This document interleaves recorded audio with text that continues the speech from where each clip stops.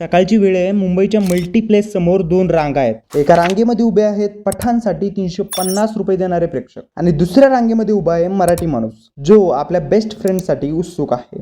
त्याची तिकीट 150 रुपये आहे. तोच मराठी माणूस प्रश्न विचारतो, आपला सिनेमा हा का बरं स्लॅम डॉग होत नाही? आपण अनेक वेळा विचार करतो, एक मराठी सिनेमा येतो, वाचतो, म्हणजे तिकडे बॉलिवूडमध्ये 500 कोटीचे आकडे ऐकायला मिळतात आणि इकडे आपल्या सिनेमाची कमाई ही 10 कोटी जरी झाली तर आपण सेलिब्रेशन करतो. आज आपण या ब्लॅक बॉक्समध्ये डोकावून बघणार आहोत. या व्हिडिओमध्ये आपण शिकणार आहोत, एका सिनेमाचं तिकीट विकल्यानंतर 150 रुपये कोणाकडे जातात? मराठी सिनेमाचं बजेट हे कसं ठरलं जातं? सैराट 4 कोटीमध्ये, लयबरी हा 7 कोटीमध्ये कसा ठरला? सरकार हे मराठी सिनेमाला पैसा देतं का?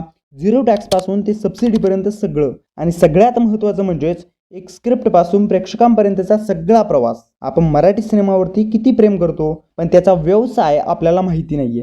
चला तर मग हे गणित समजून घेऊया. व्हिडिओ सुरू करण्या अगोदर एक महत्त्वाची विनंती, आपल्या चॅनलवरती असेच महत्त्वपूर्ण व्हिडिओज येत असतात, त्यासाठी चॅनलला सबस्क्राईब करायला विसरू नका. सर्वात पहिला प्रश्न म्हणजे तुम्ही थिएटरमध्ये जाता, एका मराठी सिनेमाचं तिकीट आहे 150 रुपये. समजा हा सिनेमा मल्टीप्लेक्समध्ये लागला तर हे 150 रुपये नेमके कुठे जातात? सर्वात आधी सरकारने आपला हिस्सा काढून घेतला, 18% GST. 150 रुपयापैकी 18% GST म्हणजे 27 रुपये थेट सरकारच्या बजेटमध्ये जातात. दुसरा हप्ता म्हणजे थिएटरचा, 150 रुपयांमधून उरले 123 रुपये. यातील बराच हिस्सा हा थिएटरचा मालक घेतो. म्हणजे जर तुम्ही AC मध्ये बसला, ती खुर्ची, प्रोजेक्टर, लाईट, तिकीटचे कर्मचारी, थिएटरचा मालक साधारण हे 40 ते 50 रुपये त्या ठिकाणी तो ठेवतो. म्हणजे साधारण ते 50 ते 60 रुपये हे थिएटरच्या मालकाकडे जातात. तिसरी गोष्ट म्हणजेच वितरक, डिस्ट्रीब्युटर. उरलेले 60 ते 70 रुपये हे जातात डिस्ट्रीब्युटरकडे, म्हणजे जो सिनेमाचं वितरण करतो, ज्याने हा सिनेमा थिएटरमध्ये पोहोचवलाय, त्याने प्रिंट्स बनवल्या, त्याच्यामध्ये त्यांचे कर्मचारी असतात, मग तो त्यांचा हिस्सा काढतो, साधारणतः 10 ते 15 रुपये. चौथा हप्ता हा म्हणजेच प्रोड्युसरचा, अर्थातच निर्माते. शेवटी निर्मात्याकडे जे उरतं ते साधारण 30 ते 40 रुपये. म्हणजे तुम्ही दिलेल्या 150 रुपयांपैकी निर्मात्याला फक्त 40 रुपये मिळतात आणि या 40 रुपयांमधून त्याने सिनेमाच्या बांधकामासाठी कर्ज फेडायचं आहे. आता समजा तुमचा सिनेमा 10 कोटी रुपयामध्ये बनला, तर तो सिनेमा हिट होण्यासाठी त्याला मिनिमम 25 कोटी रुपये तर कमावेच लागतील. म्हणजे साधारणतः 20 ते 25 लाख लोकांनी हा सिनेमा बघायलाच पाहिजे, म्हणजे तेवढी तिकीटं ही खपायलाच पाहिजे. आता प्रश्न असा येतो की ही 10 तिकिटांची आकडेवारी कधी ठरते? स्क्रिप्टचं जे मूल्य आहे ते कसं ठरलं जातं? कुठल्याही सिनेमाची सुरुवात ही एका कथेने सुरू होते. एक रायटर एक कथा घेऊन निर्मात्याकडे येतो, कथेची सुद्धा किंमत असते. नवीन लेखकाला 2 ते 3 लाख रुपये मिळतात, प्रस्थापित लेखकाला 10 ते 15 लाख सुद्धा मिळू शकतात. मराठीतले दिग्दर्शक अनेकदा स्वतः लिहितात, त्यामुळेही कदाचित त्यांची बचत होते. दिग्दर्शक हा सगळ्यात महत्त्वाचा घटक आहे. तो स्क्रिप्टला विजन देतो. मराठीतल्या गोष्टी दिग्दर्शकांची फी ही 50 लाख ते 1 कोटी रुपयाच्या दरम्यान असते. नवीन दिग्दर्शक हा 10 ते 20 लाखामध्येही काम करतो. स्पेल नंबर 3, कलाकार. मराठी सिनेमामध्ये कलाकारांना फार मोठा पगार नसतो. बॉलिवूडमध्ये अशा स्टारची फीज ही 10 कोटी असू शकते, पण मराठीमध्ये स्टारकास्ट नाही आहे. स्टारकास्ट अशोक सराफ, नाना पाटेकर जर मराठी करत असतील तर 1 ते 2 कोटी रुपये घेतात. नवीन कलाकार जर कोणी असला तर 5 ते 10 लाखामध्येच त्यांचं काम होतं.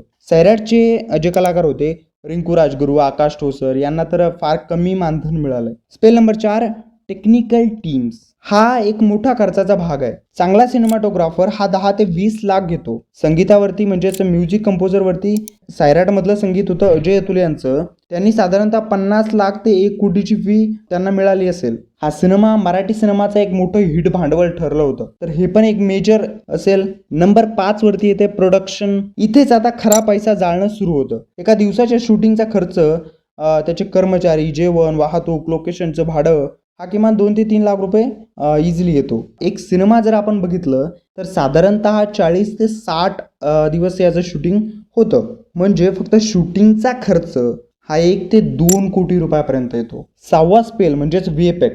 आता काळ बदलला आहे, मराठीमध्ये सुद्धा VFX वापरला जातोय. हा खर्च सुद्धा अनेकदा लहान सिनेमामध्ये 20 ते 30 लाख म्हणजेच दर मोठ्या सिनेमामध्ये 1 ते 2 कोटीपर्यंत जातोच.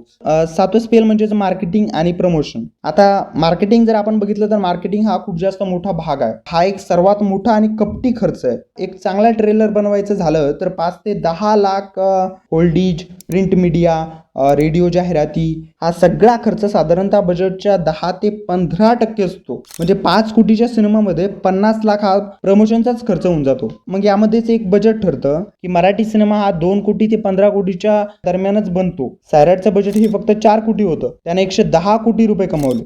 लयबारीचं बजेट हे फक्त 7 कोटी रुपये होतं, तर त्यांनी सुद्धा 40 कोटी रुपये कमवले. आणि आता सर्वात महत्त्वाचा प्रश्न म्हणजेच मराठी सिनेमा वाचवण्यासाठी सरकार नेमकं काय करतंय. Number 1, zero entertainment tax. बॉलिवूडमध्ये सिनेमावरती मनोरंजन कर म्हणजेच एंटरटेनमेंट टॅक्स असतो, पण महाराष्ट्र सरकारने मराठी सिनेमाला या करापासून सूट दिली आहे. म्हणजे हा एक मोठा दिलासा या ठिकाणी मराठी सिनेमाला मिळतोय. नंबर 2 म्हणजे सबसिडी, अनुदान. सरकार मराठी चित्रपट निर्मात्यांना अनुदान देतं. एकदा सिनेमा तयार झाल्यानंतर सरकारच्या समितीकडे पाठवला जातो. जर हा सिनेमा सांस्कृतिकदृष्ट्या मूल्यवान वाटला, सरकार त्यांच्या खर्चापैकी काही भाग त्यांना परत देतो. ही रक्कम ही 25 लाख ते 1 कोटी रुपयापर्यंत असते. म्हणजे सरकारकडनं एक प्रोत्साहन आहे, व्यवसाय नाहीये. नंबर 3 वरती आहे मॅनेडेटेड शो म्हणजे सक्तीचा नियम. सगळ्यात मोठा नियम म्हणजे महाराष्ट्रामध्ये कुठल्याही मल्टीप्लेक्सला एका स्क्रीनवरती दिवसातून किमान एक शो तरी सिनेमाचा दाखवलाच पाहिजे. म्हणजे मग तो सिनेमा फ्लॉप असो की हिट, म्हणजे थोडंसं एक राखीव जागासारखं आहे. पण कधी कधी याचा तोटा असा होतो, हे शो लोक नसल्यामुळे रिकामेच राहतात. पण हे सगळं असूनही मराठी सिनेमाची एक मोठी अडचण आहे, डिस्ट्रीब्युशन. बॉलिवूडचे सिनेमे कमीत कमी 4000 स्क्रीनवरती दिसतात आणि मराठी सिनेमा जर साधारणतः आपण पाहिलं तर 200 ते 300 स्क्रीनवरतीच राहते. आणि ते सुद्धा फक्त महाराष्ट्रामध्येच. दरवर्षी 100 ते 120 सिनेमे बनतात आणि हे सिनेमे टिकतात कारण त्यांना प्रेक्षकांचं प्रेम मिळतं. मग याविषयी तुम्हाला नेमकं काय वाटतंय की मराठी सिनेमा हा अजूनही बॉलिवूडला टक्कर देऊ शकतो का? खाली कमेंट्समध्ये सांगा. आणि असेच महत्त्वपूर्ण व्हिडिओज पाहण्यासाठी सबस्क्राईब करा TDS मराठी. धन्यवाद. भेटूया लवकर. बाय.